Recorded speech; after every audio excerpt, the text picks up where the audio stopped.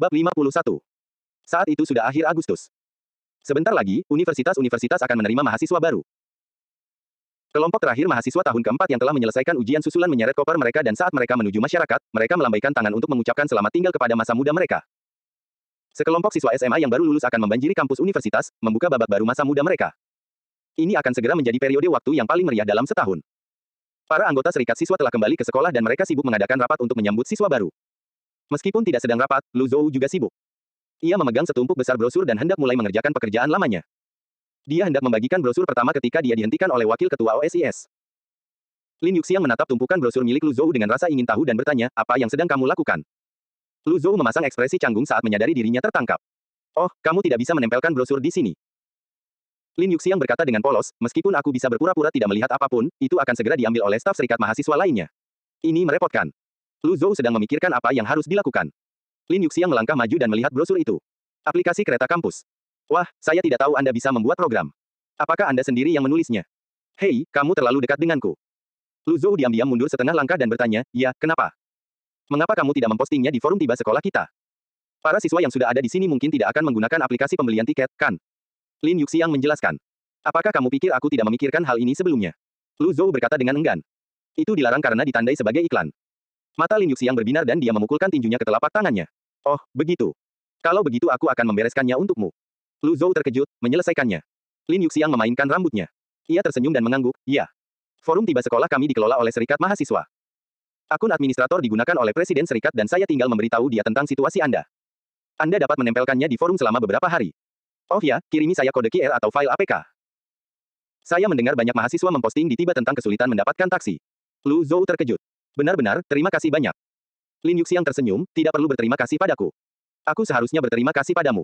Ini. Kekuatan memiliki koneksi. Dia hanya seorang staf biasa di tahun pertamanya, tapi sekarang, dia adalah wakil presiden serikat mahasiswa. Lu Zhou memperhatikan kepergiannya dan tak dapat menahan diri untuk berpikir. Wanita yang menakutkan. Tapi terlepas dari itu, saya bersyukur. Awalnya dia cukup marah pada rekan setimnya yang tidak berguna ini, tapi sekarang dia tidak punya alasan untuk mengeluh. Tunggu sebentar. Hati Lu Zhou tergerak, dia tampaknya telah menyadari sesuatu. Banyak pelajar bertanya tentang taksi. Target demografi aplikasi Campus Train miliknya adalah para mahasiswa. Mendapatkan taksi adalah masalah. Bukan hanya taksi. Pikir Lu Zhou. Saat pertama kali tiba, ia bahkan pergi ke kampus yang salah. Ia mulai berpikir serius tentang masalah ini. Sangat mungkin untuk menambahkan rute siswa ke antarmuka aplikasi utama dan menyediakan opsi untuk berangkat dari sekolah dan pergi ke sekolah. Ini dapat membantu siswa baru untuk membeli tiket dan juga memberi mereka rute transportasi terpendek. Tetapi kemudian saya harus merayapi data dari stasiun bus utama. Tunggu sebentar, saya dapat merayapi data secara langsung dari peta pihak ketiga. Baidu Gaode memiliki sistem transportasi. Bagaimana saya bisa lupa tentang ini? Semakin Lu Zhou memikirkan hal ini, semakin cerah matanya. Para pelajar tidak hanya bepergian dengan bus dan kereta bawah tanah, tetapi mereka juga bepergian dengan mobil. Mereka turun dari kereta dan menumpang taksi tanpa izin. Kalau dia menggunakan aplikasinya untuk mengumpulkan nomor kereta milik pengguna, informasi perjalanan, dan jumlah berbagai mahasiswa, maka dia bisa menyatukan para mahasiswa tersebut untuk carpool, bukan? Sekalipun para pelajar tidak mau berbagi tumpangan, mereka masih dapat mencari rombongan pelajar lain untuk bepergian bersama. Perjalanan ke sekolah lebih mudah daripada ke sekolah. Banyak sekolah menengah yang memiliki jalur kereta bawah tanah langsung ke universitas. Namun, meninggalkan sekolah tidaklah semudah itu, terutama saat mereka turun dari kereta di kota asal mereka. Jika ada kebutuhan untuk menumpang mobil, para siswa dapat mencari siswa lain untuk menumpang mobil. Akan lebih baik daripada menumpang mobil dengan orang asing. Berapa banyak universitas yang ada di negara ini? Berapa banyak mahasiswa? Sekalipun ia hanya berhasil meraih setengah pangsa pasar, jumlah penggunanya tetap saja akan sangat besar. Selain itu, lokasi grup pengguna akan dilacak secara akurat dan nilainya tidak terbayangkan. Lu Zhou berhenti ragu-ragu. Ia segera kembali ke asramanya dan mulai menulis pembaruan versi pukul 012. Selama pembaruan besar ini, aplikasi akan mengikat informasi universitas dan kereta milik pengguna. Jika pengguna terikat dengan informasi universitas saat duduk di kereta, mereka dapat mengetahui berapa banyak mahasiswa lain di kereta yang juga menggunakan aplikasi kereta kampus ini. Tambahkan fitur pertemanan, pesan, carpooling, pemberitahuan rute perjalanan. Ini adalah suatu keharusan. Saya juga dapat menambahkan obrolan grup untuk meningkatkan penggunaan pengguna. Meskipun akan membutuhkan banyak pekerjaan, ada banyak masalah yang terlibat juga, saya harus menunda ini sampai nanti. Karena banyaknya perubahan yang harus saya buat pada kode inti, jumlah pekerjaan yang dibutuhkan sangat besar. Ditambah dengan penambahan subfitur untuk siswa, seluruh antarmuka pengguna harus disesuaikan. Untuk menghemat waktu, Lu Zhou menghabiskan 150 poin umum. Ia menyerahkan beberapa bagian kode yang sulit kepada sistem untuk dipecahkan. Ia kemudian menyalin kode dari ingatannya ke aplikasi. Ia akhirnya menyelesaikan uji stabilitas terakhir sebelum akhir Agustus. Saldo poin umumnya adalah 775. Mengunggah pembaruan. Gumam Lu Zhou. Ia menarik napas dalam-dalam sebelum berkata, perubahan ini sungguh luar biasa.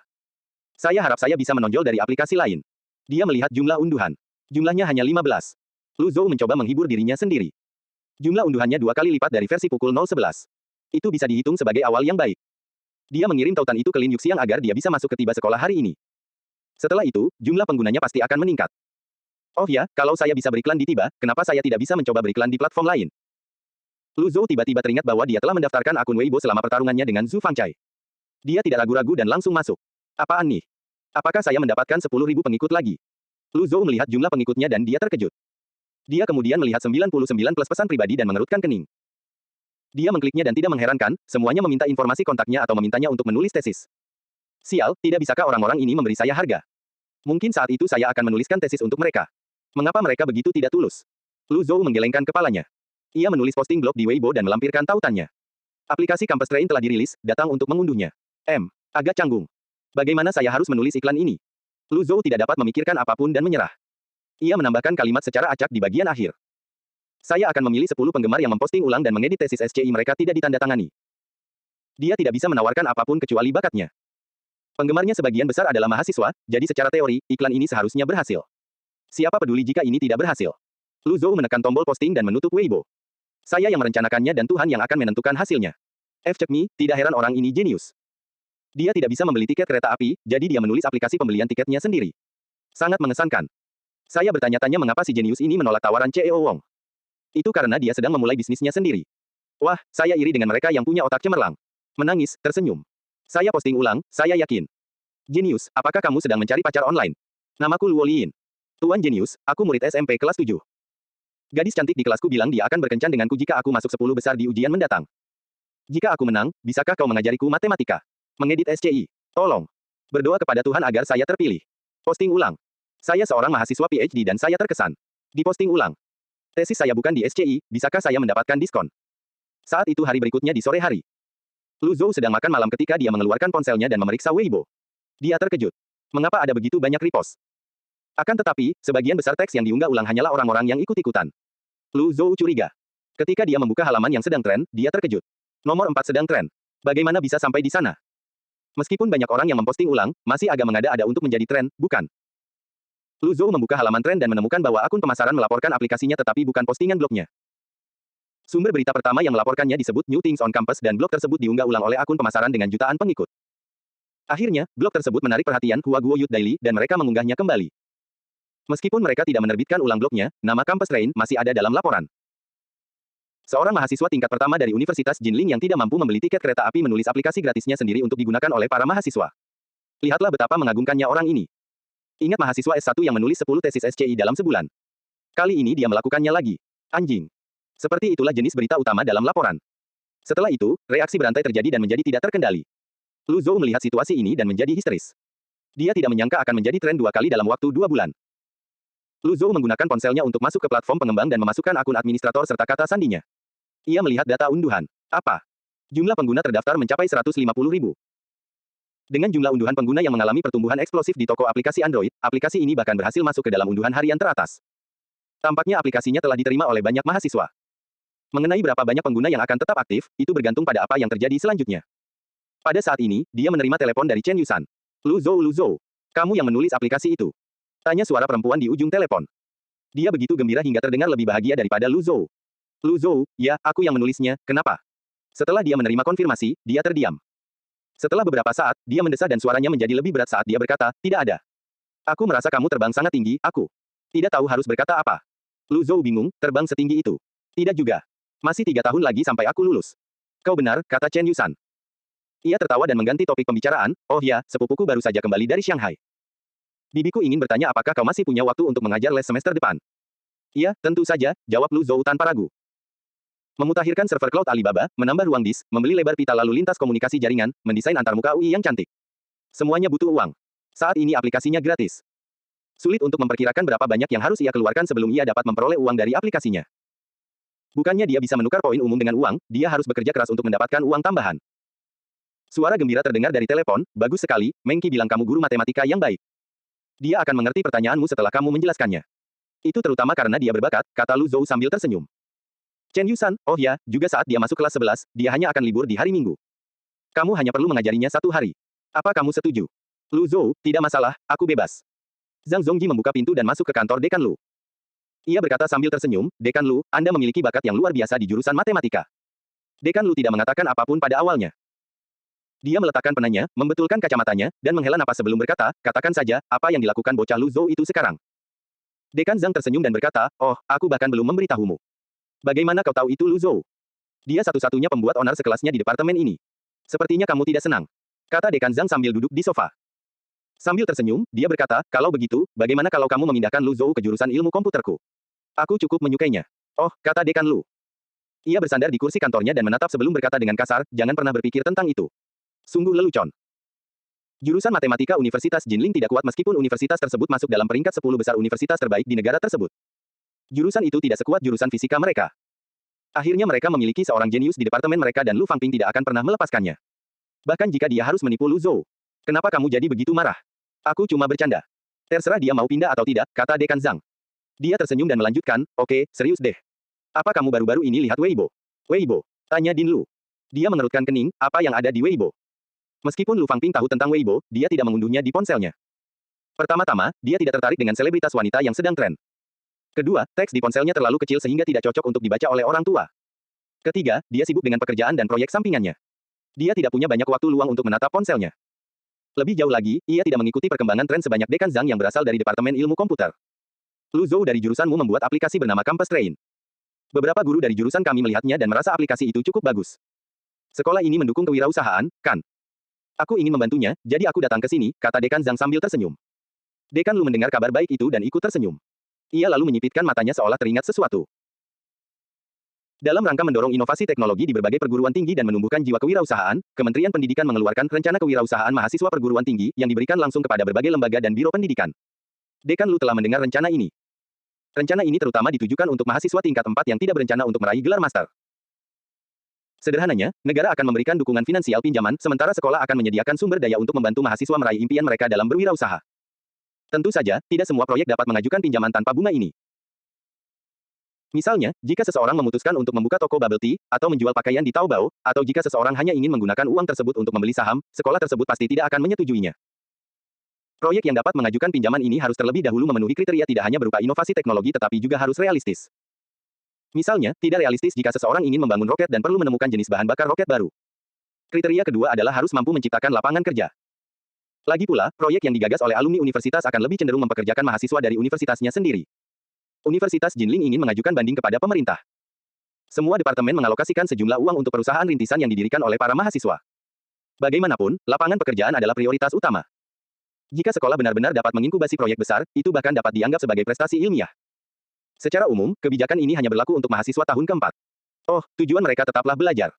Mereka tidak bisa menunda prestasi demi berwirausaha. Sekolah tidak boleh meyakinkan mahasiswa untuk mengambil jalan yang salah. Akan tetapi, kriteria ini jelas tidak berlaku untuk Lu Zhou. Mampu menulis tesis matematika pada levelnya berarti akan mudah baginya untuk mendapatkan gelar sarjana. Sebagian besar profesor tidak menganggapnya sebagai mahasiswa sarjana, setidaknya bukan mahasiswa tahun pertama. Tetapi, betapapun berbakatnya anak Lu Zhou ini, dia tetap bagian dari jurusan matematika kita. Mengapa jurusan ilmu komputer ada di sini? Dekan Lu langsung tahu bahwa orang ini datang ke sini untuk menjatuhkannya. Dekan Zhang melihat bahwa Dekan Lu tidak berbicara. Ia tersenyum dan menggunakan nada yang ramah saat berkata, Anda tidak boleh berpikir bahwa ini akan memengaruhi studinya. Penting untuk mewujudkan studinya dengan mengerjakan proyek. Saran saya pasti akan bermanfaat bagi mahasiswa Lu. Selain itu, beberapa dosen di jurusan saya melakukan penelitian dan merasa bahwa proyek ini menarik, jadi jangan coba-coba berpikir tentang itu. Aku akan pergi dan menemui kepala departemen kita sekarang juga, kata Dekan Lu. Dia berdiri dan tersenyum sambil berkata, jangan coba-coba meremehkanku. Kami hanya memikirkan bagaimana cara menggunakan uang ini. Tidak ada tempat untuk menghabiskannya. Bukannya matematika itu tidak ada gunanya, tetapi apa yang bisa diciptakan dengan matematika? Beberapa aplikasi yang diajukan semuanya berpura-pura membuat perangkat lunak analisis statistik big data, tetapi sebenarnya mereka ingin memulai toko online. Siapa yang akan memberi mereka uang? Akhirnya, muncullah orang seperti Lu Zhou. Dekan Lu tidak mau menyerah, jadi dia menolak Dekan Zhang. Anda di sini, lagi dan lagi. Anda mengatakan Anda membantu proyek inkubator kami, tetapi ketika ayam akhirnya bertelur, Departemen Ilmu Komputer Anda ingin mencuri telur-telur itu. Sekalipun aku berkacamata tebal dan seharian berkeliling kantor sambil bersikap jujur, bukan berarti aku tidak bisa melihat rencanamu. Naif sekali. Sederhana sekali. Sudah kubilang, Pak Tua Lu. Ini salah, kan? Proyek di jurusan matematikamu bahkan tidak ada hubungannya dengan matematika, tetapi ada hubungannya dengan ilmu komputer. Apa kata orang tentang ini? Kata Dekan Zhang sambil tertawa. Jika saya katakan itu terkait, maka itu terkait. Bagaimana mungkin ilmu data tidak terkait dengan matematika? Saya menyetujuinya. Kata Dekan Lu sambil menatap Dekan Zhang. Dia tiba-tiba menyadari bahwa dia bahkan belum menerima lamaran, jadi dia melanjutkan momentumnya dan berkata, saya akan menelepon Lu Zhou hari ini dan meminta lamarannya. Saya akan secara pribadi memberikannya kepada kepala departemen agar dia menyetujuinya. Dekan Zhang merasa cemas, Anda tidak bisa melakukan ini.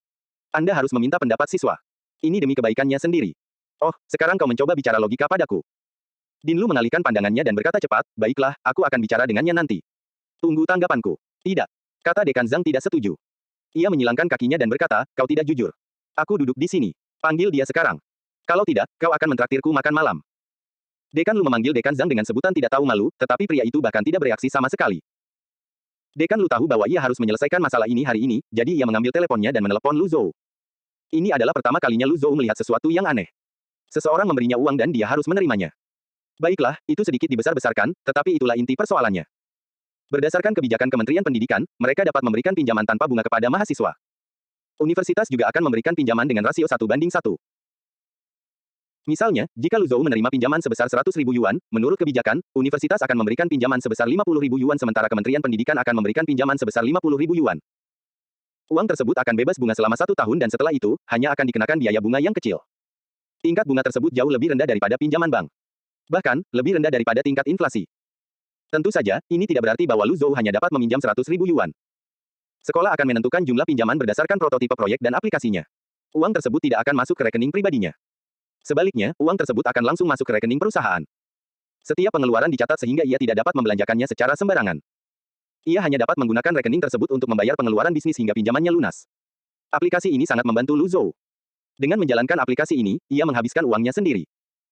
Melihat saldo rekeningnya yang terus berkurang, ia bahkan tidak tahu apakah ia bisa bertahan hidup hingga akhir tahun. Mendaftarkan rekening bank untuk perusahaan itu mudah. Siapa yang tidak menginginkan pinjaman tanpa bunga? Masalahnya adalah Departemen Ilmu Komputer dan Matematika ingin mendanai proyek tersebut. Jurusan matematika mengklaim bahwa kuota mereka tidak dapat digunakan di tempat lain dan mereka menawarkan pinjaman sebesar 500.000 yuan. Jika diperlukan, mereka bahkan dapat memberikan lebih banyak. Lagi pula, tidak ada proyek lain yang mereka minati. Jurusan ilmu komputer punya banyak proyek dan mereka mengerjakannya sesuai kuota yang tersedia. Mereka paling banyak bisa memberi 200.000 yuan. Namun, mereka punya orang-orang yang berbakat. Tidak ada masalah dari satu proyek pun yang tidak bisa dipecahkan oleh para profesor. Mereka semua adalah profesor yang melakukan pekerjaan konsultasi untuk perusahaan besar. Memang sulit untuk memutuskan. Lu Zhou condong ke yang terakhir karena dia tidak perlu menghabiskan banyak poin umum. Selain itu, tidak semuanya bisa dibeli dengan uang. Namun, dekan matematika ada di depannya dan dia tidak bisa mempermalukannya begitu saja. Kalau tidak, dia akan kesulitan untuk tetap berada di jurusan matematika. Bagaimana jika kedua departemen berkolaborasi? Lu Zhou berpikir bahwa selain jujur dan tampan, kekuatan terbesarnya adalah kesadaran diri. Meskipun dia seorang jenius, dia tidak bisa melanggar aturan. Setidaknya belum. Jika kedua departemen benar-benar bekerja sama, mereka pasti tidak akan mendengarkan saran Lu Zhou. Mereka hanya akan memimpin, seperti dalam kompetisi pemodelan matematika. Kedua dekan itu tidak menyebutkan adanya kerjasama. Itu berarti hal itu akan sulit dilakukan. Lu Zhou menganalisis hal ini secara logis. Ia menduga bahwa ini bukan hanya tentang kebanggaan, tetapi juga mengandung nilai yang sebenarnya. Jika salah satu departemen berhasil menginkubasi proyek, maka mereka akan merasa sangat bangga selama pertemuan tahunan. Dekan Zhang, saya minta maaf, kata Lu Zhou dengan nada meminta maaf. Dengan suara yang tulus, ia berkata, kode untuk kampus train sudah ditulis dan saya dapat mengelola pembaruannya sendiri. Dekan Lu menawarkan apa yang saya butuhkan. Meskipun dia menolak Dekan Zhang, dia tetap berusaha semampunya untuk melunakkan pukulan itu. Namun, sepertinya Lu Zhou terlalu banyak berpikir karena Dekan Zhang tampaknya tidak terlalu peduli. Dia hanya kecewa. Oh, saya mengerti. Begitu ya. Oh ya, jika Anda punya pertanyaan tentang ilmu komputer, jangan ragu untuk bertanya kepada saya. Namun jangan berpikir bahwa jurusan ilmu komputer akan menunjuk seorang profesor sebagai pembimbing Anda. Semua orang sibuk dan tidak ada yang punya banyak waktu luang. Kepala jurusan matematika sendiri yang akan meminta bantuan jika Anda menginginkan bantuan dari kami. Tentu saja, tidak ada seorang pun yang menghentikan Anda untuk mencari profesor atau mahasiswa pascasarjana untuk meminta bantuan. Terima kasih. Kata Lu Zhou dengan sungguh-sungguh. Aku bahkan tidak membantumu, tidak perlu berterima kasih padaku. Oh ya, perhatikan kompetisi pemodelan matematika. Jika kamu tidak mendapatkan hadiah pertama, maka jangan datang menemuiku. Aku tidak mengenalmu. Kata Dekan Zhang dengan nada serius. Dia kemudian melambaikan tangannya, berdiri, dan berkata, aku sibuk, aku harus pergi. Tenang saja, kata Dekan Lu. Sambil tersenyum lebar, dia berkata, aku tidak akan mengirimmu keluar. Lihatlah betapa bahagianya kamu. Pasangan itu memiliki hubungan pribadi yang cukup baik dan mereka sering bercanda. Lu Zhou mengamati diam-diam sembari berpikir dalam hatinya. Zhang Zongji pergi dan Dekan Lu terdiam sejenak sebelum berkata, oh ya, Lu Zhou, saya punya formulir pendaftaran di sini. Ambil kembali, isi, dan bawa kembali ke kantor saya besok. Oke. Dekan Lu merasa puas dengan antusiasme Lu Zhou. Ia mengangguk dan mengingatkan Lu Zhou. Oh ya, meskipun proyek ini adalah ide yang bagus, jangan lupakan pekerjaanmu yang sebenarnya. Lu Zhou tersenyum dan berkata, jangan khawatir. Aku sudah selesai mempelajari mata kuliah tahun kedua dan ketiga. Kamu bisa mengujiku sekarang. Oh, aku tidak khawatir dengan studimu. Siapa bilang aku membicarakan itu? Kata dekan Lu sambil tertawa. Ia kemudian berkata dengan nada bercanda, aku tidak peduli dengan hal lain. Aku hanya punya satu aturan. Sebaiknya kamu menerbitkan satu tesis di jurnal inti tahun ini. Jika aku tidak melihat tesismu, aku akan mencabut beasiswamu. Lu Zhou. Meskipun dia tahu dekan Lu melakukan ini untuk kebaikannya, Lu Zhou masih ingin menghinanya. Pinjaman sebesar 500.000 yuan menyelesaikan masalah mendesak yang dihadapi Lu Zhou. Setidaknya ia tidak perlu menggunakan biaya hidupnya untuk membiayai proyek mahal ini. Awalnya, ia tidak menyangka akan ada begitu banyak pengguna.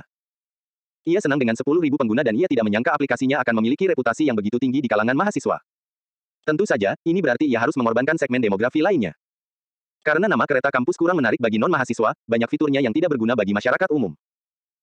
Hingga saat ini, total unduhan Campus Train telah mencapai 200.000 dengan total 310.000 tiket yang berhasil dibeli. Itu adalah waktu puncak bagi siswa untuk kembali ke sekolah dan dengan demikian, itu juga merupakan waktu puncak penggunaan.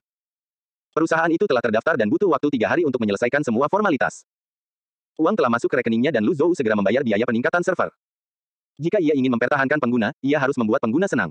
Aplikasi tidak boleh lambat. Pengguna akan kesal jika mereka refresh halaman dan tetap tidak mendapatkan tiket. Jika demikian, mereka mungkin akan beralih ke aplikasi lain. Lu Zhou membuka panel pengembang dan melihat peningkatan jumlah unduhan.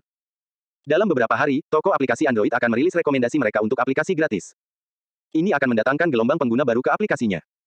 Setelah itu, periode kembali ke sekolah akan berakhir sekitar tanggal 10 September. Pada saat itu, ia akan mengetahui berapa banyak pengguna aktif yang stabil. Langkah selanjutnya adalah melanjutkan pembaruan dan pemeliharaan. Saya punya uang untuk menyewa 2 programmer, jadi ini seharusnya tidak menjadi masalah. Lu Zhou meregangkan tubuhnya dan terus menatap layar. Tiba-tiba, dia melihat pemberitahuan yang belum dibaca yang mengatakan ada banyak laporan bug. Ini adalah masalah besar dan dia harus menanggapinya dengan serius. Lu Zhou waspada. Dia segera duduk tegak dan memperluas pemberitahuan. Laporan bug. Mengapa ada begitu banyak laporan bug? Coba saya lihat ini. Guru, bisakah Anda melihat tesis saya? WeChat saya. Tolong bantu saya menulis tesis saya, WeChat adalah. Undian berhadiah Weibo itu curang, saya tidak peduli, itu sudah dicurangi. Lu Zhou. Persetan dengan itu. Kenapa kau mengejarku sampai ke sini? Dasar orang jahat. Zhou, Liu Rui, Si Sang, Kaisar Asrama 201 telah kembali. Huang Guangming berkata sambil membawa koper dan berjalan masuk. Liu Rui, minggir. Si Sang mengusap tangannya, apakah kamu gatal? Ayo, biarkan aku memukulmu. Lu Zhou berbalik dan berkata, Si Sang, keluarkan kaus kaki di lacimu dan suruh Guangming menggunakannya. Ketika Huang Guangming mendengar tentang kaus kaki Si Sang, dia segera mengubah nada bicaranya dan memohon belas kasihan, tolong, jangan. Ini tidak diperbolehkan. Liu Rui juga panik saat memikirkannya, persetan denganku, Zhou, kamu terlalu jahat. Kaus kaki Si Sang adalah senjata kimia yang dapat membunuh ribuan orang. Lu Zhou tiba-tiba menyadari apa yang dia katakan tetapi sudah terlambat. Seperti yang diduga, Si Sang tidak senang. Mengapa mereka mengangkat kaus kakinya? Apakah mereka menghormatinya sebagai pemimpin asrama? Si Sang menepuk meja dan berkata, apa yang ingin kau katakan? Kaus kakiku bau. Aku baru saja mencucinya 2 hari yang lalu. 2 hari yang lalu. Ekspresi wajah ketiga orang itu berubah seketika. Namun, Si Sang tidak menyadarinya. Dia membuka laci seolah-olah sedang mencoba membuktikan sesuatu. Liu Rui, Lu Zhou, Huang Guangming. Suasana di asrama menjadi canggung. Ada bau busuk. Dengan 3 pasang mata menatap Si Sang, dia perlahan-lahan kehilangan kepercayaan dirinya. Tanpa berkata apa-apa lagi, dia batuk sedikit sebelum menuju kamar mandi untuk mencuci kaus kakinya. Teman sekamar terakhir telah kembali ke asrama 201 saat mereka memulai hidup sebagai mahasiswa tahun kedua. Kamar asrama yang dingin dan kosong segera kembali berisik seperti sebelumnya. League of Legends akan merilis champion baru. Sudahkah Anda menonton trailernya? Luar biasa. Itu sudah ada di server Na dan itu jelek. Tidak mungkin. 1 lawan 1 aku nanti. Panggil aku ayah jika kamu kalah. Baiklah, aku akan berperan sebagai Garen dan kamu bisa berperan sebagai siapa saja. Persetan denganmu. Jika ini terjadi beberapa bulan yang lalu, Lu Zhou mungkin akan ikut dalam perdebatan sengit ini. Namun, kegembiraan dalam belajar telah membuatnya meninggalkan League of Legends. Dia telah mencapai tahap terakhir dari misi sistem. Dia hanya perlu menangkap 1 bos lagi. Bos itu adalah desain sirkuit terpadu, yang sangat sulit. Buku desain sirkuit itu pada dasarnya tidak manusiawi. Garis sirkuit dari logam satu ke logam, gambar flip-flop yang tak terhitung jumlahnya, dan saluran antar lapisan. Itu siksaan. Menurut rumor, jurusan elektronika Universitas Jinling memiliki persentase guru botak tertinggi. Jika seseorang ingin mengetahui tingkat keterampilan seorang profesor, orang tersebut hanya perlu melihat jumlah rambut di kepalanya. Lu Zhou sekarang tahu di mana akar masalah kebotakan itu. Jumlah konten dalam desain chip terlalu banyak dan sama sekali tidak mungkin bagi mahasiswa sarjana untuk memahaminya sepenuhnya. Meskipun ini adalah buku teks pengantar, Lu Zhou tetap merasakan tekanan yang sangat besar. Tentu saja, bidang ini memiliki potensi yang bagus. Desain sirkuit terpadu bukanlah keunggulan Tiongkok dan terdapat kekurangan bakat. Selain itu, di bidang ini, yang kuat justru menjadi semakin kuat yang mengakibatkan banyak orang berbakat dengan keterampilan memilih pindah ke luar negeri. Gaji sebesar 500.000 yuan bukanlah masalah jika seseorang ahli dalam desain sirkuit terpadu. Proyek desain sirkuit terpadu merupakan proyek besar. Setiap langkah memiliki proses yang rumit dan setiap langkah dapat dianggap sebagai proyek penelitian ilmiah. Setiap langkah dalam jalur produksi merupakan peluang kerja. Namun, dengan sulitnya mendapatkan pekerjaan, sangat sedikit orang yang dapat mencapai standar yang dibutuhkan. Untuk dapat berpartisipasi dalam laboratorium desain sirkuit terpadu, seseorang setidaknya memerlukan gelar doktor. Huang Guangming sedang bermain League ketika ia melihat Lu Zhou sedang membaca buku teks. Ia kemudian bertanya, Lu Zhou, League. Liu Rui terlalu agresif. Aku tidak bisa bertahan tanpa seranganmu. Liu Rui tidak menjawab. Sebaliknya, ia mulai menyenandungkan sebuah lagu karena malu. Lu Zhou berpikir dan berkata, aku akan bermain dalam beberapa hari lagi. Aku cukup sibuk sekarang. Si Sang yang bermain di top lane berkata, sial, terakhir kali kamu bilang mau main setelah ujian tapi sampai sekarang kamu belum juga masuk. Dengan nada serius, Huang Guangming berkata, Zhou, kamu akan kehilangan teman-temanmu jika seperti ini. Tidak punya teman. Tidak mungkin, kata Lu Zhou sambil menggelengkan kepalanya. Ia kemudian menambahkan, kita semua mengambil kelas yang sama, analisis matematika 3, aljabar linear, persamaan diferensial biasa, fungsi kompleks. Saudara Lu, berhenti bicara, kata si Sang sambil tiba-tiba melepaskan tetikusnya. Dia berbalik dan memohon pada Lu Zhou, sejak pertama kali bertemu denganmu, aku tahu bahwa kita akan menjadi saudara seumur hidup. Kamu harus meminjamkanku catatanmu. Lu Zhou tertawa. Wah, sungguh lemah muridnya. Liu Rui terbunuh dan dikirim kembali ke air mancur. Sambil bersandar di kursinya, dia bertanya, bukankah kalian berteman dengan Lu Zhou karena kalian melihat foto saudara perempuannya? Lu Zhou, pergi kau. Dia tidak punya apapun untuk dikatakan kepada kelompok hewan ini. Saat Lu Zhou mendengar suara kemampuan liga yang digunakan secara terburu-buru, dia tidak bisa tenang. Pada akhirnya, ia menyerah untuk menguji kekuatannya sendiri. Ia mengemasi barang-barangnya dan berjalan keluar sambil membawa ranselnya. Sekarang tanggal 1 September dan hanya tinggal 2 hari lagi menuju hari ketiga. Sejumlah besar mahasiswa baru akan berbondong-bondong ke kampus pada hari itu. Segala macam kegiatan masyarakat dan belajar akan berlangsung malam itu. Selain itu, para mahasiswa yang sedang mempersiapkan diri untuk ujian masuk pascasarjana berusaha keras untuk belajar sehingga ia tidak punya harapan untuk menemukan ruang kelas yang kosong. Tidak banyak waktu tersisa baginya untuk belajar dengan tenang. Secara kebetulan, Lu Zhou hanya memiliki satu kapsul fokus yang tersisa. Ia tidak tahu apakah itu akan cukup baginya untuk menyelesaikan buku teks pengantar desain IC. Setelah makan malam, Lu Zhou duduk di ruang kelas yang kosong dan memakan kapsul fokus terakhir. Ia berencana untuk membenamkan dirinya ke dalam buku dengan memasuki kondisi konsentrasi tinggi. Garis-garis sirkuit berangsur-angsur mengeras di otaknya dan lapisan-lapisan elektronik pun mulai terbuka. Ia menemukan kemampuan ini saat mempelajari topologi. Saat ia sangat fokus, ia dapat menggunakan imajinasi spasialnya untuk melihat grafik dalam pikirannya. Sulit untuk dijelaskan dengan kata-kata, tetapi resolusi imajinasinya sangat tepat dan ia dapat melihat setiap rangkaian listrik dan setiap flip-flop. Tentu saja, memasuki kondisi ini memiliki efek samping yang besar. Kondisi ini akan mempercepat kelelahan otak. Meskipun durasi aktif kapsul fokus tidak akan berkurang hingga di bawah 5 jam, kondisi ini akan membuatnya sangat mengantuk setelah 5 jam. Oleh karena itu, ia telah menggunakan 2 kapsul fokus saat mempelajari desain sirkuit terpadu dan ini adalah kapsul ketiganya. Selain itu, ini hanyalah materi pengantar, yang hanya menjelaskan secara singkat topik-topik seperti kode RTL, sintesis logika, dan konstanta waktu RC. Separuh terakhir adalah tentang pengkabelan sirkuit, yang bahkan tidak dihitung sebagai pengetahuan inti. Waktu berlalu dengan lambat dan segera pukul 12. Lu Zhou menatap halaman terakhir buku pelajaran dan mendesah. Ia kemudian menjatuhkan diri ke atas meja. Dengan menggunakan sisa tenaganya, dia berbisik pelan, masuk ke dalam ruang sistem. Tiba-tiba, dunia berputar dan dia dikelilingi oleh ruang putih bersih. Kesadarannya segera terlepas dari dunia nyata dan berubah menjadi ruang sistem. Anehnya, otaknya mengalami sakit kepala hebat di dunia luar, tetapi setelah memasuki dunia putih bersih ini, sakit kepalanya seolah menghilang. Namun, dia tidak punya waktu untuk menikmati perasaan ini dan segera melangkah maju. Dengan tangannya diletakkan di layar informasi semi-transparan, dia menatapnya. Sistem, tunjukkan kemajuan misi. Misi 30/30. Selamat kepada pengguna karena telah menyelesaikan hadiah pertama. Hadiah misi ganda diberikan. Semoga Anda terus berusaha. Detail penyelesaian misi adalah sebagai berikut, penyelesaian misi yang berhasil 30/30. Evaluasi akhir misi, tidak ada, misi hadiah tidak memiliki evaluasi. Hadiah misi, 2000 poin pengalaman untuk mata pelajaran apapun yang Anda pilih, hadiah ganda. Cabang teknologi yang terbuka, kecerdasan buatan level 0. 2000 poin pengalaman. Lu Zhou menarik napas dalam-dalam dan memikirkannya. Tanpa ragu, ia memberikan 1000 poin pengalaman kepada cabang teknik. Persyaratan peningkatan untuk ilmu informasi dan matematika sama-sama 10.000. Tidak ada gunanya menggunakan poin pengalaman untuk keduanya. Di antara mata pelajaran utama lainnya, teknik adalah yang paling banyak digunakan. Dari rekayasa perangkat lunak hingga rekayasa sipil, dari nanochip hingga proyek nasional, semua ini dapat dimasukkan dalam cakupan rekayasa yang luas. Meskipun jika dibandingkan dengan mata kuliah berbasis teori lainnya, rekayasa harus bergantung pada teori dari mata kuliah lain, namun rekayasa juga merupakan yang paling praktis.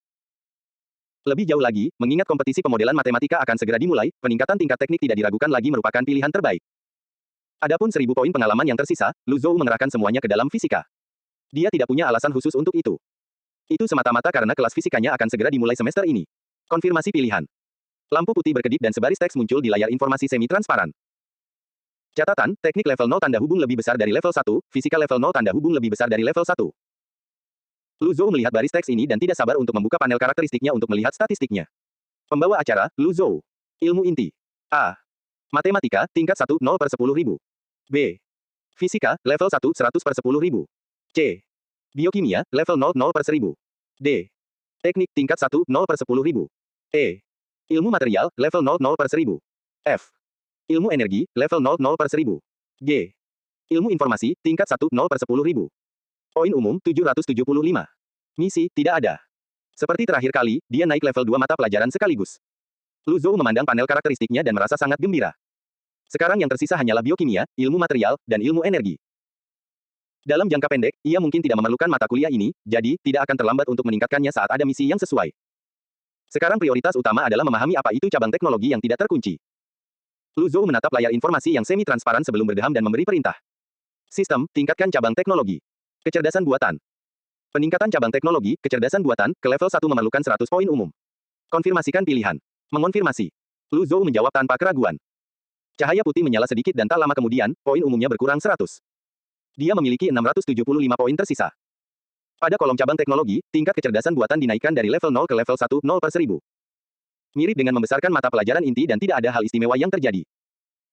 Lu Zhou mengira akan ada aliran informasi yang sangat besar ke dalam otak, diikuti oleh kesadaran tiba-tiba.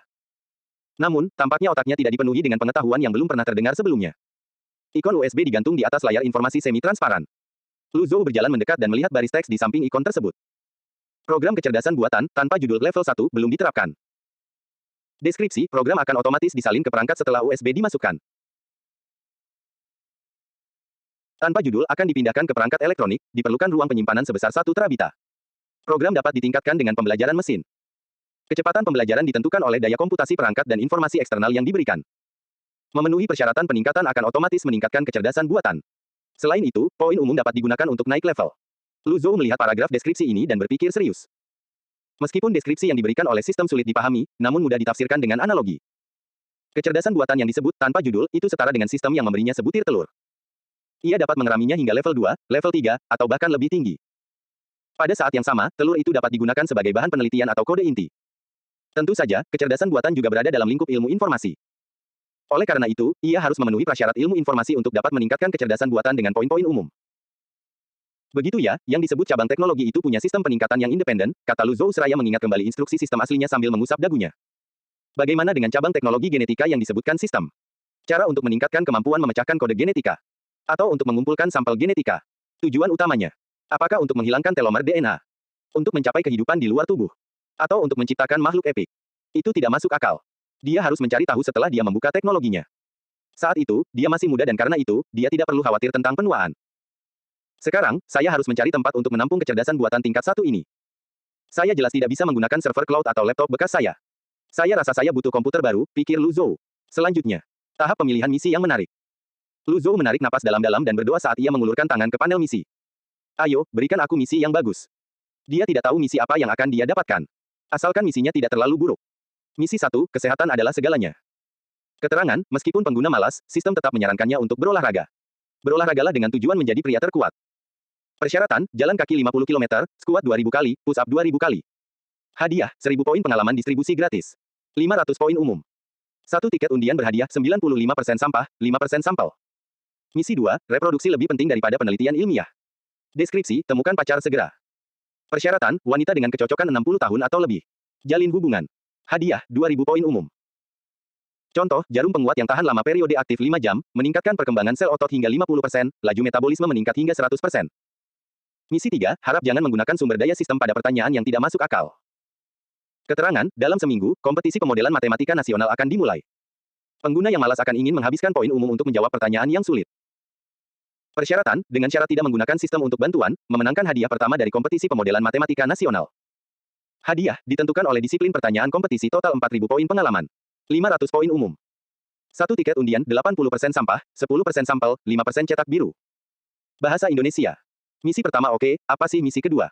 Mengapa sistem peduli dengan saya yang penyendiri? Yang berarti, saya hanya punya 1 misi tersisa untuk dipilih. Lu Zhou merasa kesal pada sistem itu lalu dia menghela nafas dan memilih misi ketiga. Lu Zhou meninggalkan ruang sistem dan kesadarannya jatuh ke dalam kegelapan.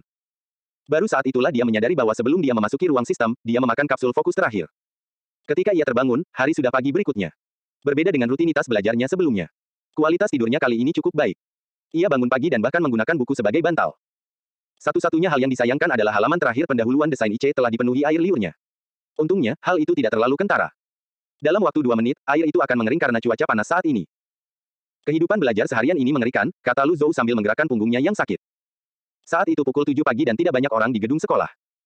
Melalui jendela, ia dapat melihat orang-orang berlarian di lapangan. Handuk dan sikat gigi Lu Zhou ada di dalam tasnya, jadi ia pergi ke kamar mandi dan membersihkan diri. Kemudian, ia berjalan ke kafetaria di bawah sinar matahari pagi. Seperti biasa, ia membeli 2 roti kukus dan segelas susu kedelai. Ia kemudian duduk di pojok kafetaria dan sambil makan, ia mengeluarkan ponselnya. Pertama, Lu Zhou membuka Weibo. Semua topik yang menjadi tren adalah selebritas dan dia tidak tertarik pada mereka. Jumlah pengikutnya tampaknya tidak banyak berubah. Bahkan, jumlah pengikutnya mirip dengan saat dia masih menjadi tren, yaitu puluhan ribu. Lu Zhou melihat berita itu sebentar sebelum menutup Weibo. Ia masuk ke platform pengembang aplikasi dan secara mengejutkan menemukan bahwa Campus Train telah menembus angka 500.000 pengguna dan terus bertambah. Momentumnya bagus tetapi ia harus bekerja lebih keras dibandingkan dengan perangkat lunak pemesanan pihak ketiga lainnya, jumlahnya sangat kecil. Dengan mata setengah terbuka, Lu Zhou memakan roti itu dengan tenang. Ia kemudian menggerakkan ibu jarinya dan membuka WeChat untuk melihat umpan beritanya. Si Sang, teruskan, pemberitahuan pertandingan basket kampus semifinal. Dia tidak tertarik tetapi dia tetap menyukainya sebagai tanda bahwa dia telah membacanya. Sembari menggigit rotinya, Lu Zhou meneruskan menggulirkannya. Lin Yuxiang, pemodelan matematika sangat sulit, kompetisi akan segera dimulai, saya harus belajar dan bekerja keras sepanjang malam, usaha. Dia juga mengunggah gambar sebuah buku teks. Lu Zhou. Aku ingin memblokir cewek ini. Lupakan saja, saya akan melakukannya setelah kompetisi. Kampusnya sangat indah. Dengan pita-pita warna-warni yang tergantung di pohon-pohon payung, suasananya semarak seperti sebuah festival. Banyak mobil menurunkan siswa di depan gerbang sekolah dan banyak siswa mendaftar di tempat pendaftaran. Orang tua membawa koper, membantu anak-anak mereka mengisi formulir, membeli kartu SIM, membersihkan kamar asrama, Saat itu baru pukul 8 tetapi jalan di depan asrama benar-benar macet. Lu Zhou berjalan di lapangan dan memperhatikan kerumunan orang dari jauh. Ia teringat kembali saat pertama kali masuk sekolah. Saat itu, ibunya sedang dirawat di rumah sakit dan ayahnya harus merawatnya. Ia naik kereta sejauh ratusan kilometer dan memasuki kota yang tidak dikenalnya itu sendirian. Itulah pertama kalinya dia bepergian sejauh itu. Kalau dipikir-pikir lagi, waktu berlalu begitu cepat, sudah setahun. Dia segera melihat 2 sosok yang dikenalnya di kerumunan. Salah satunya adalah Fat Wu. Ia mengenakan kaos oblong telekomunikasi dan berkeringat saat ia mengelola tim pekerja mahasiswa. Mereka memandu para orang tua menuju toko telekomunikasi. Setiap kali sekolah dimulai, ia akan sibuk. Serikat mahasiswa sibuk menyambut mahasiswa baru, sementara ia sibuk mencari uang. Yang satunya adalah Lin Yuxiang.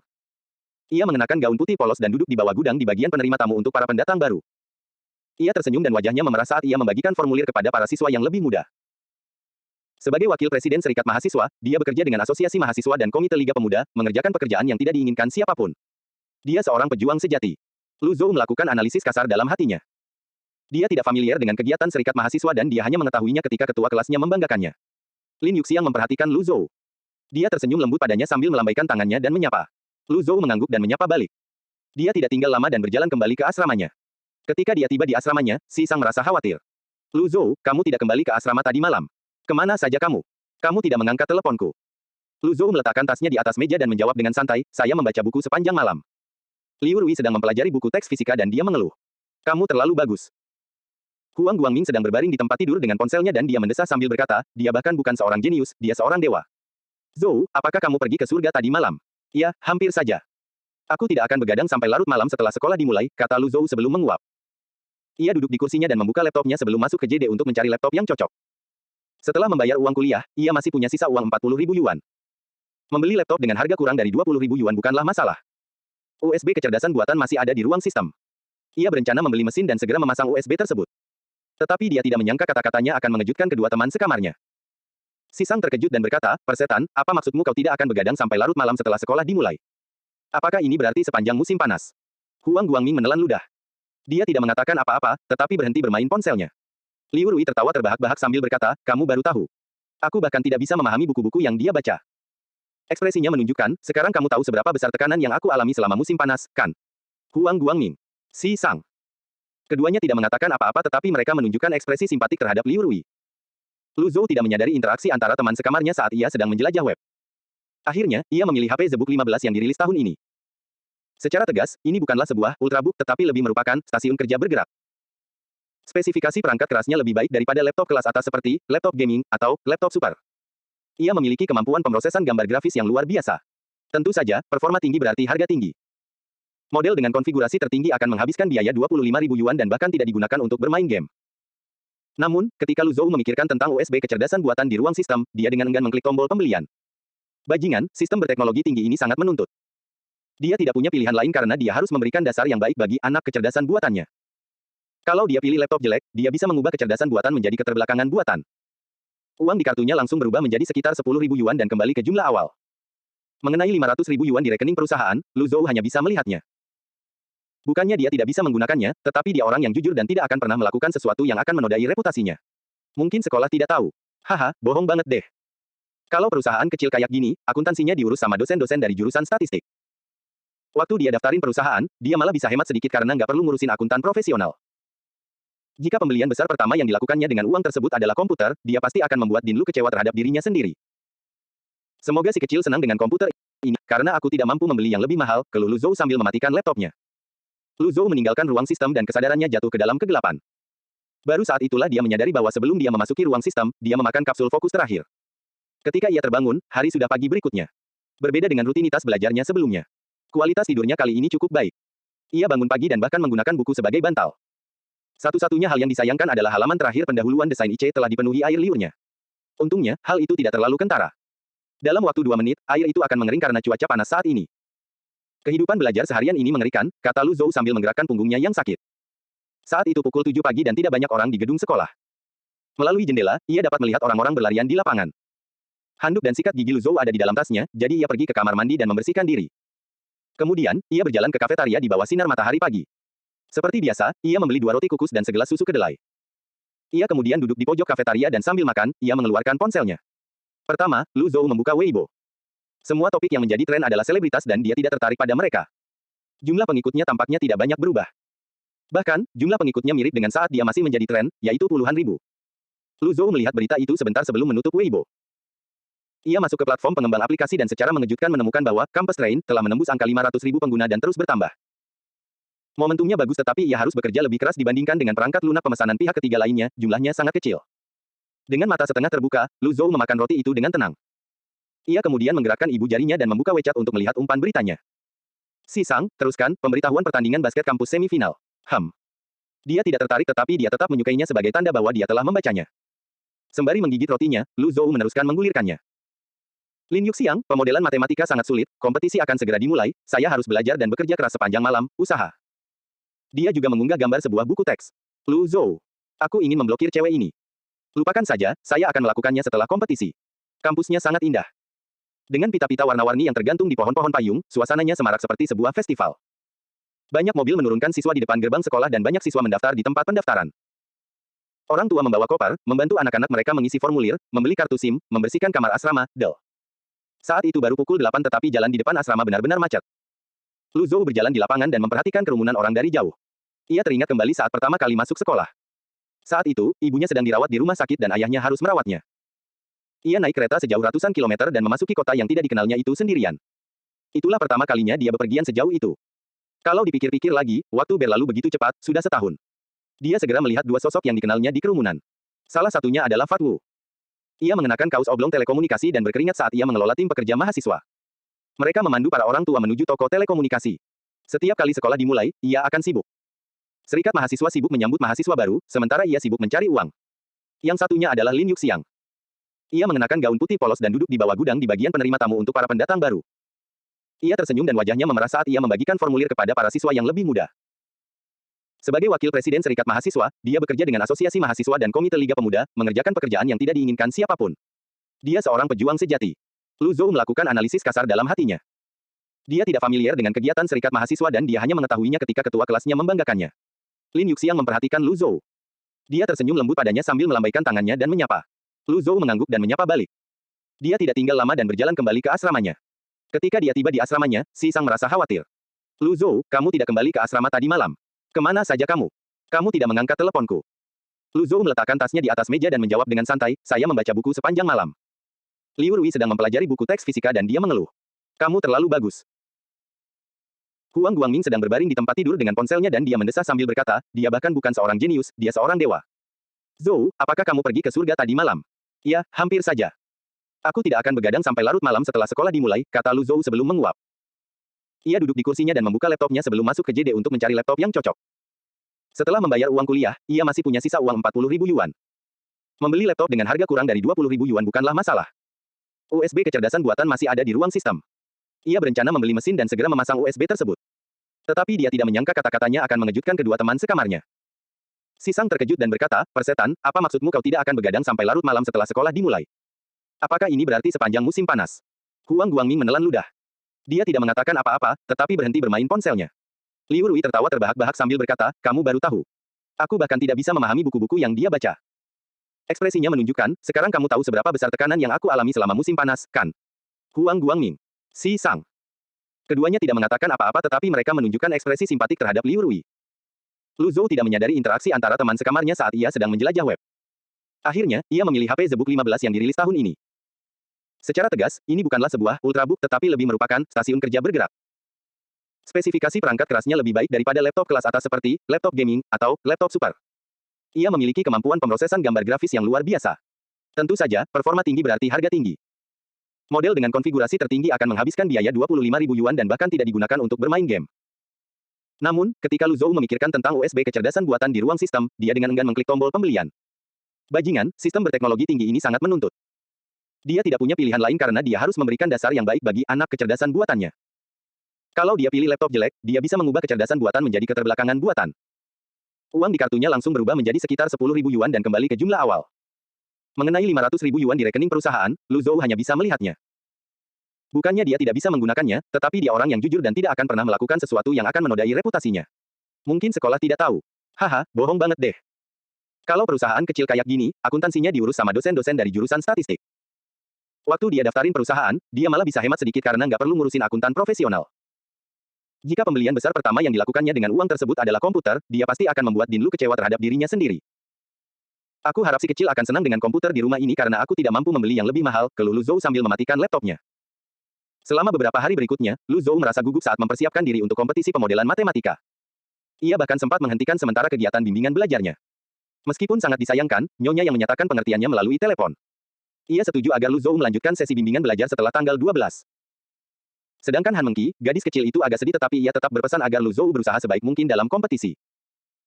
Dengan cara seperti ini, Lu Zhou untuk sementara menyingkirkan semua gangguan dan mengabdikan dirinya sepenuhnya pada persiapan kompetisi pemodelan matematika. Pelatihan daring kini menjadi pelatihan luring. Profesor Liu cukup bertanggung jawab. Ia tidak hanya menghentikan proyeknya sendiri dan memesan kelas untuk mereka, ia bahkan memberi mereka panduan tentang cara menjawab pertanyaan. Siklus latihan yang biasanya seminggu sekali ditingkatkan menjadi 3 hari seminggu. 2 hari latihan kelompok dan 1 hari latihan mandiri. Mereka tidak hanya harus menjawab pertanyaan dalam jangka waktu kompetisi, tetapi tingkat kesulitan pertanyaan juga ditingkatkan secara bertahap hingga mendekati tingkat kesulitan kompetisi resmi.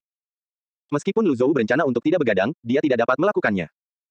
Untungnya, tidak ada kelas pada minggu pertama sekolah sehingga ia mempunyai banyak waktu luang.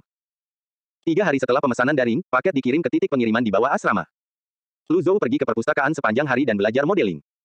Ketika kembali ke asrama, ia menandatangani formulir kurir sebelum membawa paket ke atas. Ketika dia kembali ke asrama, ketiga teman sekamarnya sedang bermain League of Legends. Seorang anggota serikat mahasiswa, Li Tao, yang tinggal di sebelah, berdiri di belakang Huang Guangming. Anak ini bertubuh pendek, berkacamata, dan merupakan penggemar berat game video. Selain League of Legends, ia juga memainkan berbagai game AAA asing. Ia bahkan memiliki komputer desktop di asramanya. Ia memainkan game seperti Battlefield, Call of Duty, Dead Island, Dell.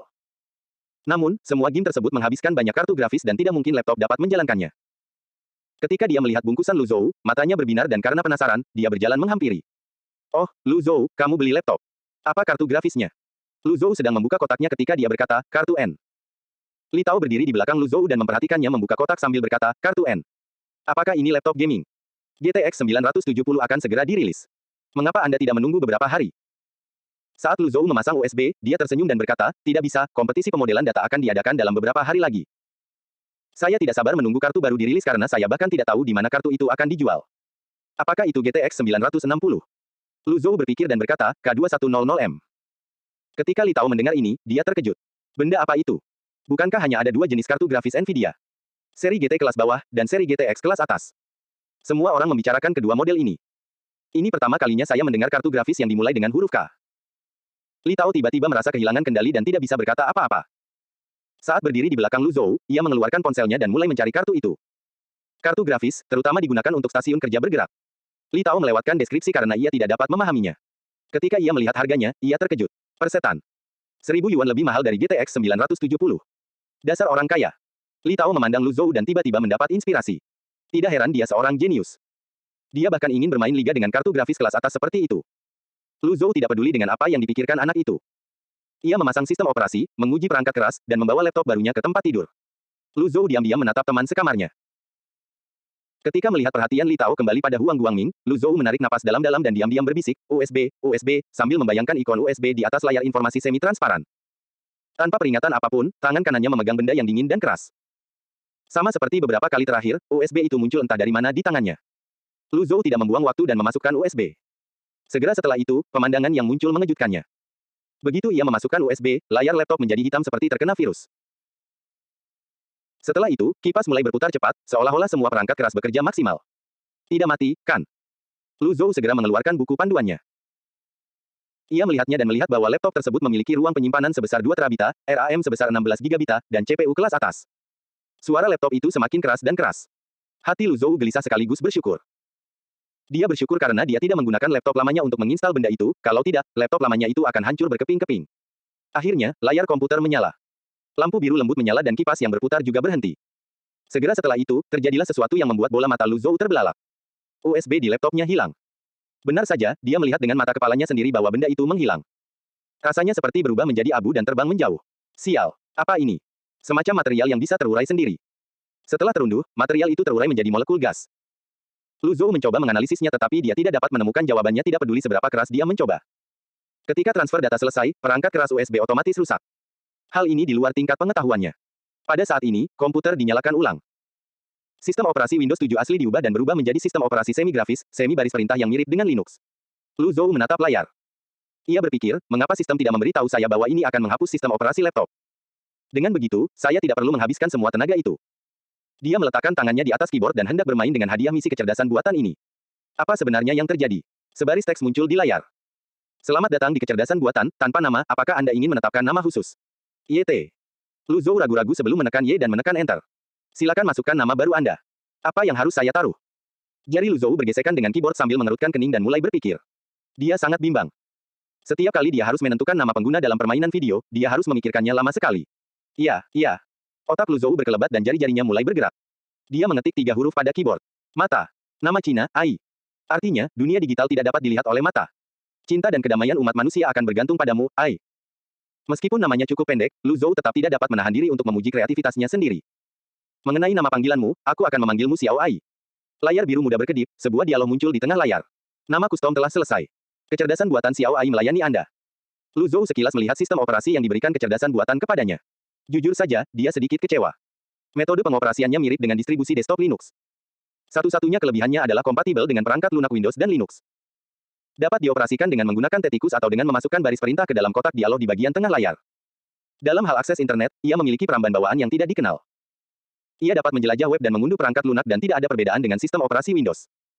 Kekurangan sistem operasi ini adalah ukurannya yang terlalu besar. Memakan ruang di sebesar 1 terabita dan hampir memenuhi seluruh laptop Lu Zhou. Setelah semua ini, Lu Zhou masih tidak mengerti apa gunanya benda ini. Tampaknya ada kotak dialog lain di sudut kanan bawah. Itu tampak seperti kotak obrolan untuk Xiao Ai. Sepertinya salah satu hewan peliharaan yang Anda ajak bicara di Kiki. Namun, kecerdasan Xiao Ai membuat Lu Zhou khawatir. Ia sempat mengujinya dan memerintahkannya menggunakan bahasa yang sederhana. Ia meminta Xiao Ai untuk membuka folder komputer dan menjalankan sebuah program. Tanpa masalah, program itu bahkan dapat menyelesaikan program yang sedang diketiknya secara otomatis. Akan tetapi, operasi ini dapat dilakukan dengan memasukkan baris perintah, jadi tampaknya agak tidak berguna. Sedangkan untuk percakapan normal, Xiao Ai hanya bisa menyapa. Ketika berbicara tentang kalimat sulit, ia sering bertanya, apa maksud XXX? Rasanya seperti bayi kecil yang belajar berbicara. Namun, itu lebih baik daripada bayi. Dia hanya perlu menjelaskannya sekali saja agar bayi itu mengerti dan bayi itu tidak akan pernah melupakan apapun. Lu Zhou belum menemukan kegunaan lain, setidaknya sampai saat ini. Sambil bersandar di dinding di belakangnya, dia mendesah dan berpikir, apakah yang disebut kecerdasan buatan tingkat 1 hanya ini? Kurasa aku harus menunggu tingkat 2. Jauh lebih parah daripada Disbelief milik Google dan bahkan lebih parah lagi jika dibandingkan dengan program Deep Blue 1 dekade lalu. Tentu saja, Lu Zhou tahu itu tidak adil. Yang pertama memiliki ribuan server untuk dukungan dan pada dasarnya berjalan pada superkomputer. Kekuatan komputasi tidak dapat dibandingkan dengan laptopnya. Itu seperti manusia. Tidak peduli seberapa logisnya mereka, jika mereka tidak memiliki cukup sel otak, mereka akan tetap menjadi orang terbelakang. Saat ini, Xiao Ai tidak ada bedanya dengan seorang yang terbelakang. Dia hanya bisa menunggu untuk mengganti otak yang lebih baik untuk itu. Misalnya, server atau semacamnya. Namun, itu masih jauh. Laptop itu dapat menangani Xiao Ai level 1 dan dia dapat menunggu hingga level 2 sebelum dia harus meningkatkan perangkat kerasnya. Lu Zhou duduk bersila di tempat tidur saat ia mulai mempelajari metode peningkatan kecerdasan buatan. Sederhananya, dia punya dua jalan. Salah satu cara adalah dengan menggunakan poin umum. Nilai tukar antara poin umum dan poin pengalaman cabang teknologi adalah 1:1. Cara lainnya adalah dengan mengandalkan Xiao Ai untuk melakukan pembelajaran mesin sementara ia perlahan-lahan mengumpulkan poin pengalaman yang dibutuhkan Xiao Ai untuk meningkatkan kemampuannya. Xiao Ai tampaknya memiliki tingkat kemampuan belajar mandiri tertentu. Lu Zhou hanya perlu mengalokasikan sebagian daya komputasi untuk belajar mandiri dan program tersebut akan secara otomatis meningkatkan bila kemajuan kecerdasannya. Menurut instruksi yang diberikan oleh Xiao Ai, ketika bila kemajuan diisi sekali, pengalaman cabang teknologi kecerdasan buatan akan meningkat sebesar 100.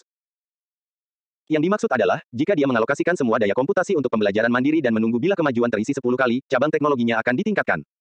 Sungguh metode peningkatan yang lambat. Lu Zhou menatap layar beberapa saat. Dia bahkan tidak bisa melihat bila kemajuan bergerak. Komputer seharga 20.000 yuan tidak cukup untuk benda ini.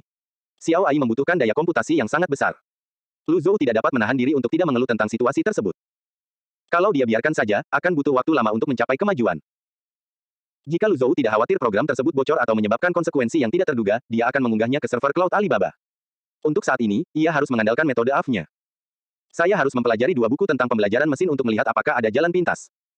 Dengan cara ini, mungkin saya bisa meningkatkan kecepatan Xiao Ai.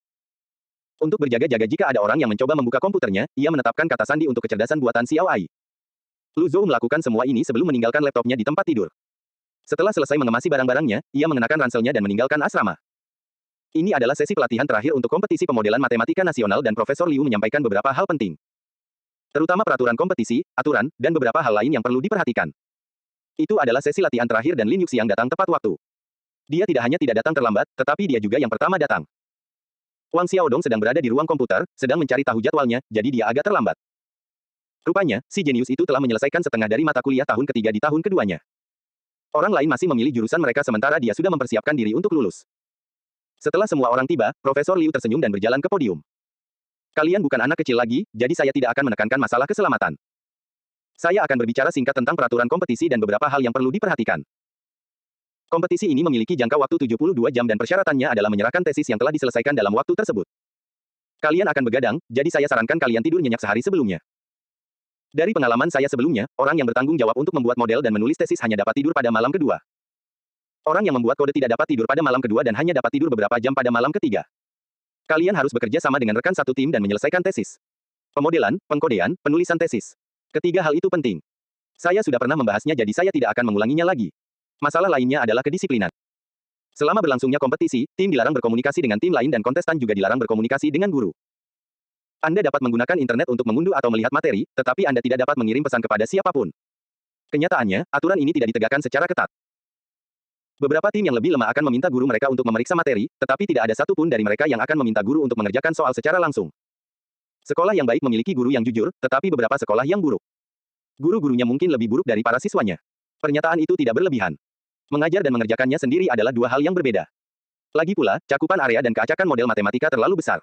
Bahkan para profesor tidak dapat melakukan semuanya. Guru, bagaimana jika saya mencari jawaban di Baidu? Tanya Lin Yuxiang sambil mengangkat tangannya.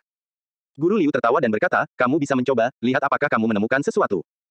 Ketika Lu Zhou mendengarnya, dia tertawa dalam hatinya. Siapapun yang mengajukan pertanyaan itu adalah orang yang tidak tahu apa-apa tentang pemodelan matematika. Bukan hanya mereka tidak pernah merasakan perasaan dikuasai oleh pertanyaan-pertanyaan yang sangat sulit itu, mereka juga mengira ini mirip dengan matematika olimpiade padahal tidak ada yang seperti itu. Jika seseorang diberi data pelanggan untuk sebuah perusahaan telekomunikasi dan diminta untuk merancang produk bagi pelanggan yang berbeda-beda sesuai dengan kebutuhan, kemana orang tersebut akan mencari jawabannya? Beberapa pertanyaan terkait dengan sponsor kompetisi. Jika model yang dirancang cukup baik, sponsor mungkin akan mengambil dan menggunakannya. Tidak ada jawaban yang harus dicari orang tersebut. Wajah Lin Yuxiang sedikit merah karena malu saat dia menarik tangan kanannya ke dalam. Guru Liu berhenti sejenak sebelum melanjutkan, masalah lainnya adalah ketua tim. Tidak ada persyaratan untuk itu. Sekolah kami selalu diam-diam mengakui nama pertama pada daftar hadiah sebagai kapten. Namun, ini hanyalah gelar palsu. Itu tidak berarti apa-apa. Menurut kompetisi sebelumnya, kapten umumnya dipegang oleh orang yang menulis tesis dan bertanggung jawab untuk menyatukan rekan satu tim. Namun, Anda juga dapat menetapkan kapten sesuai dengan tahun Anda. Bagaimana menurut kalian? Wang Xiaodong mendorong kacamatanya, lakukan saja Lu Zhou, aku tidak peduli. Lin Yuxiang memegang pahanya dan mengangguk. Tentu saja, dia tidak punya pendapat. Bagaimana menurutmu? Tanya Profesor Liu sambil menatap Lu Zhou dan tersenyum. Saya tidak punya pendapat. Kedua rekan setim itu begitu mempercayai Lu Zhou, akan tampak tidak tulus bila dia menolak, oleh karena itu, dia setuju saja. Profesor Liu tersenyum dan menganggukkan kepalanya sambil melanjutkan berbicara. Ketika saatnya tiba, pihak sekolah akan menyediakan bus sekolah untuk mengantar kalian ke sekolah lama, di mana akomodasi sementara akan disediakan untuk kalian. Terakhir, jangan lupa untuk meminta surat izin dari instruktur dan tuliskan dengan jelas alasan ketidakhadiran Anda. Mengenai kuliah yang terlewat selama kompetisi, kalian harus memikirkan cara untuk menebusnya. Tanyakan saja jika kalian punya pertanyaan. Kalau tidak, kalian boleh pergi. Ada 2 pelajaran fisika selama 3 hari kompetisi pemodelan matematika. Lu Zhou merasa tidak mendapat kesan yang baik karena tidak mengikuti kelas pertama, oleh karena itu, ia memutuskan untuk menyerahkan sendiri surat izin karena tidak ingin mengganggu ketua kelas. Berdasarkan informasi kelas yang diberikan oleh kantor urusan akademik, guru fisika tersebut bernama Li Rongen dan dia adalah seorang profesor tua dengan kualifikasi tinggi. Ketika Lu Zhou menemukan nomor teleponnya, dia meneleponnya untuk mengonfirmasi bahwa dia ada di kantornya sebelum dia pergi. Lu Zhou mengetuk pintu sebelum masuk. Ia menyerahkan surat izin di atas meja dan menjelaskan alasannya. Izin untuk tidak masuk kelas, kata Profesor Li. Ia melepas kacamatanya dan melihat slip itu sambil berkata, namamu Lu Zhou, kan? Iya, kata Lu Zhou sambil mengangguk. Profesor Li tersenyum dan berkata, baiklah, kalau begitu saya akan mengajukan 2 pertanyaan. Jika Anda dapat menjawab salah satunya, saya akan menyetujui surat izin Anda. Apa ini? Lu Zhou tercengang. Apa? Takut? Tanya Li Rongen sambil tersenyum. Tidak, kata Lu Zhou. Ia menenangkan diri, menggelengkan kepala, dan berkata, Profesor, silakan bertanya kepada saya. Pertanyaan pertama, terimalah ini, kata Li Rongen sambil menyerahkan kertas berukuran A4 kepada Lu Zhou. Sambil tersenyum, ia berkata, tulislah sebanyak yang kau mau. Aku ingin melihat hasilnya. Anda bahkan sudah menyiapkan pertanyaannya. Lu Zhou merasa pria itu sudah merencanakannya. Kalau tidak, mengapa pertanyaan itu dicetak di kertas A4? Lu Zhou tidak mengatakan apa-apa saat dia mengambil kertas A4 dan mulai membaca pertanyaannya. Waktu paru uranium 238 dalam kapal selam nuklir adalah 4,5 kali 10 pangkat 9 tahun. Ada kemungkinan 0,7% peluruhan uranium 234, yang akan melepaskan foton berenergi tinggi, yang 93%-nya diserap oleh pelat baja kapal selam. Pada tahun 1981, kapal selam nuklir dari Uni Soviet mengirimkan foto berenergi tinggi, yang diukur oleh detektor 1,5 meter dari sumber nuklir anggap sumber sebagai titik.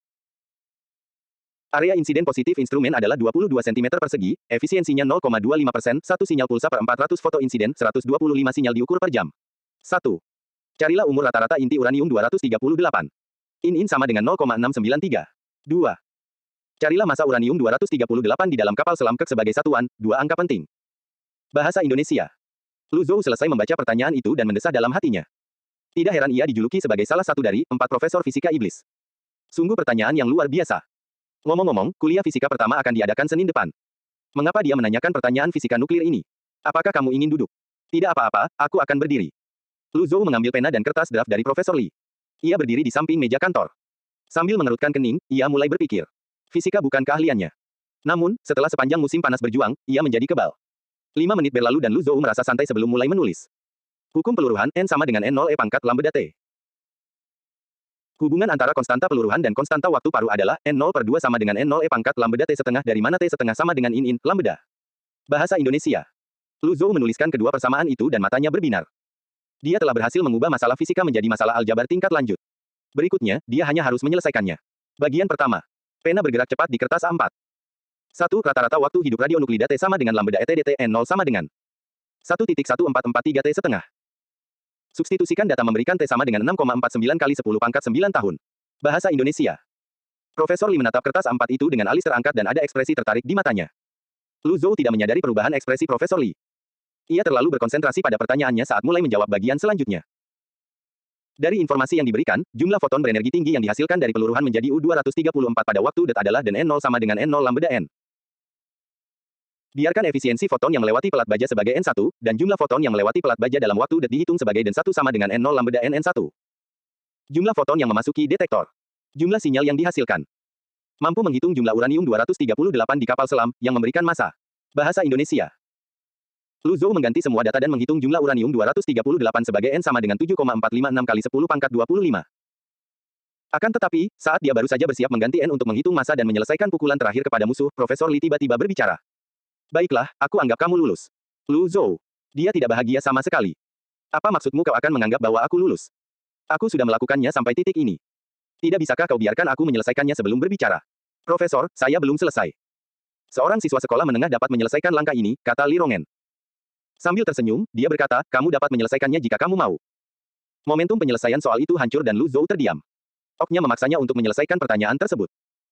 Jawaban M sama dengan 29,634 kg, dua angka penting adalah 30 kg. Langkah-langkahnya benar dan jawabannya pasti benar. Lu Zhou menuliskan titik saat ia menyelesaikan pertanyaannya. Apakah Anda ingin mendengar pertanyaan kedua? Tanya Li Rongen sambil tersenyum. Meskipun Lu Zhou ingin berkata, tidak, dia ingat bahwa profesor itu belum menandatangani surat izin, jadi dia menjawab, katakan saja. Li Rongen tertawa dan berkata, jangan gugup, pertanyaan kedua sangat mudah. Katakan saja hukum kedua termodinamika. Ketika Lu Zhou mendengar pertanyaan ini, dia menghela napas lega. Ia mengira profesor itu akan memberinya pertanyaan yang mustahil untuk mengalahkannya dan menghancurkan egonya. Ia tidak menyangka akan dibebaskan oleh Profesor Li. Secara umum, terdapat dua ekspresi berbeda dari hukum kedua termodinamika. Salah satunya adalah persamaan Kelvin yang terkenal, dan yang lainnya adalah ekspresi yang disebutkan oleh Rudolf Clausius dalam tesisnya tahun 1850. Adapun ungkapan Hatsopoulos-Kinan, itu merupakan ungkapan yang relatif baru dan baru muncul belakangan ini. Lu Zhou membaca buku teks itu dengan saksama sehingga dia tidak melewatkannya. Untuk sistem dengan energi, komposisi material, dan parameter tertentu, ada keadaan keseimbangan yang stabil. Keadaan lain selalu dapat dicapai melalui proses yang dapat dibalik, kata Lu Zhou sambil melafalkan ungkapan ini dengan mudah. Tidak buruk, kata Li Rongen sambil mengangguk tanda setuju. Buku teks yang digunakan oleh mahasiswa jurusan fisika tidak menyebutkan ekspresi yang lebih maju dalam teks meskipun mereka mungkin telah menyebutkannya di lampiran. Mahasiswa yang tidak tertarik dengan fisika tidak akan pernah mengetahui ekspresi ini. Lu Zhou bahkan melafalkan fakta yang tidak jelas ini, yang membuktikan bahwa dia telah memahami buku teks fisika universitas secara menyeluruh. Setelah penyelidikan ini, Li Rongen dapat memastikan bahwa tidak ada sesuatu pun yang dapat diajarkan oleh mata kuliah fisika tingkat sarjana kepada Lu Zhou. Kurasa si Tuatang tidak sedang membual, anak ini memang berbakat. Dia akan tetap menandatangani surat izin itu meskipun dia hanya bercanda. Sejak kemarin, dia telah menandatangani lusinan lembar izin untuk model matematika. Satu lembar lagi tidak akan jadi masalah. Sekalipun Lu Zhou tidak menjawab, dia hanya akan mengolok-olok Lu Zhou tetapi dia tetap akan menandatanganinya. Li Rongen menandatangani sebelum mengeluarkan daftar nama dari laci. Ia mencoretnya 2 kali sebelum berbicara dengan nada bicara orang tua. Lu Zhou, apa? Apakah kamu punya rencana untuk mengambil gelar master? Lu Zhou berpikir dan berkata dengan nada tidak yakin, tentu saja. Siapa tahu apa yang bisa terjadi di masa depan. Namun, intuisi Profesor Li lebih lemah daripada Profesor Tang. Dia tidak mendengar ketidakpastian dalam nada bicara Lu Zhou. Sebaliknya, dia hanya menganggukkan kepala tanda setuju dan melanjutkan. Departemen Fisika Universitas Jinling kami adalah salah satu yang terbaik di negara ini. Secara rendah hati, kami berada di peringkat pertama. Namun, untuk fisika superkonduktor, sistem elektronik, fisika kondensasi, dan desain material, mereka tidak sebaik kami. Kami adalah yang terbaik. Jika Anda tertarik dengan fisika, datanglah ke laboratorium nanotube karbon kami setelah lulus. Kami selalu mencari matematikawan berbakat. Ini. Apakah dia menyiratkan bahwa saya harus melamar menjadi mahasiswa pasca sarjananya? Lu Zhou tertawa. Dia baru kelas 2 dan masih jauh dari meraih gelar master. Bagaimanapun, gurunya bersikap baik.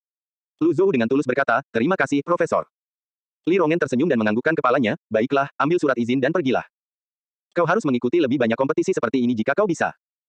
Jika kau ingin mengambil gelar master, kau harus berhati-hati dengan jaminan tempat di magister. Atau kau bisa menunggu sampai kau berada di tahun ketiga dan bertanya padaku atau Profesor Tang, apapun yang kau inginkan. Lu Zhou tersenyum dan mengungkapkan rasa terima kasihnya. Tanpa berkata apa-apa lagi, dia mengambil surat izin yang diperolehnya dengan susah payah dan pergi.